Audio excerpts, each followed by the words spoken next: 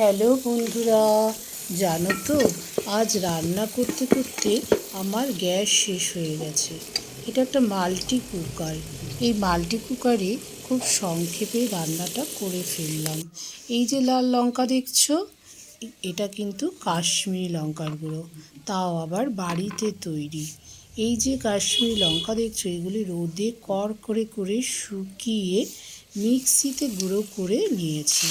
বাইরের লঙ্কাগুলোতে রং মেশানো থাকে, তাই যতটা সম্ভব বাড়িতে কাশ্মীরি লঙ্কার গুঁড়ো বানিয়ে রাখি। যখন একটু রঙের প্রয়োজন হয় তখন অল্প করে দিয়ে দিই। তাতে কোনো বাড়িতে অর্গ্যানিকভাবে তৈরি করা, তাতে ভয় থাকে না। কিন্তু বাইরে লঙ্কা গুঁড়োর মধ্যে রং মেশানো থাকে, তাতে কিন্তু শরীরের অর্গ্যান খারাপ হয়ে যাওয়ার সম্ভাবনা থাকে। না, আমি কোনো প্রমোশন ভিডিও করছি না।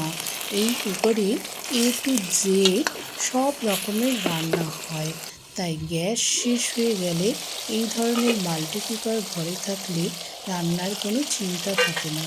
বেশি গরম হয়ে গেলে অটোমেটিক বন্ধ হয়ে যায়, কম তেল দিলেও নিচে লেগে যায় না, আর তাড়াতাড়ি রান্নাও হয়ে যায়। এই যে আমি সব মশলা মাখিয়ে সংক্ষেপে রান্না করে ফেললাম।